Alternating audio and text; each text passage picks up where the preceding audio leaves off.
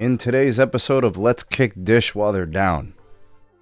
This is crazy. So for those of you that aren't aware, Boost Mobile, 5G network, Dish Wireless, Echostar's 5G network is basically a segmented regional provider at this point. There are cell sites, you can't even connect to them here in my market in Cleveland. Maybe they're still operational in your market, maybe because they have a lot of market share there, I'm not really sure. But the network is basically like super regional at best. In most cases, we could basically consider most of it to be decommissioned. From a business standpoint, it just doesn't make sense for them to operate it anymore. So much so that they decided, we're going to start selling our assets. And they started selling wireless bandwidth to AT&T. They sold them several tens of megahertz of bandwidth, right? So here we are talking about data that was collected from some third-party testing on Dish Wireless, Echostar, Boost Mobile's 5G network. And it's no surprise.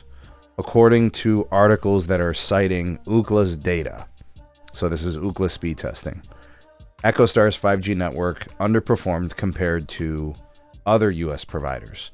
T-Mobile, AT&T, Verizon. Take all that data, combine them into their competitors, compare that to Boost Mobile, and all you see is Boost Mobile displaying lower median download speeds, lower median upload speeds, and according to Ookla, most of the time it was connecting to the AT&T network, which, it's hit or miss, right? Sometimes roaming on another network could lead to kind of degraded experience. And the biggest problem for Dish in this case is probably the fact that, you're mostly relying on 5 to 10 megahertz of low band, the 600, so the performance wasn't great, and that's why you didn't see great speed. So let's take a look at some of these numbers. First of all, I don't subscribe to the fact that, Boost Mobile didn't have a good 5G network. They had an excellent 5G network. What they did was a small miracle. Building a network in just a few years with under $10 billion is absolutely absurd.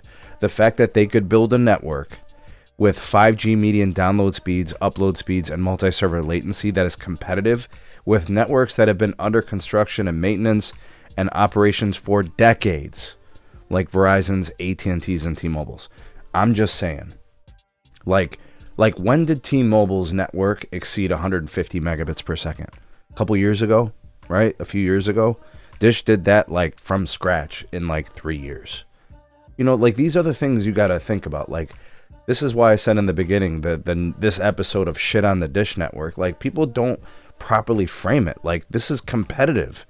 And the fact that nobody's on the network half of the time or most of the time, it was always fast and snappy for the end user, right? So sure, median 5G download speeds and upload speeds were better on the US providers.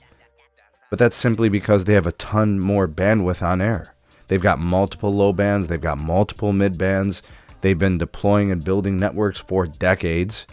Not bad for a company who just started building a network this decade. In fact, in the better part of the last 4 years. So here's the data from August of 24 to August of 25. Here's the data.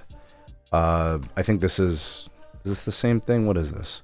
Oh, this is the median download upload speed on the multi-server latency. All right, and you'll see Boost Mobile's pretty damn competitive, right? And then here is Boost Mobile 5G median download upload and multi-server latency. This is the median multi-server latency. Slightly higher latency, right? So here's, this is the latency piece. Here is the upload speed, and then here's the download speed. Very competitive, in my opinion. So now we're getting all this data. Now everybody wants to shit on Dish. Oh, this network sucked, blah, blah, blah. It was a fantastic network. Oftentimes, I really enjoyed it.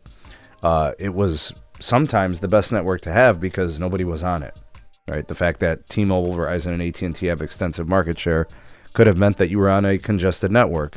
The Boost Mobile 5G network really never got congested. I never saw it congested. Hell, half the time when I was on it, if I was connected to a mid-band channel, I was seeing 300 to 500 megabits downlink, 30 to 40 megabits uplink. And it was fantastic, and it was great. and it was nice access. Hotspot was great. Latencies were good. Downlink, uplink were fine. Video playback was fantastic. It was great.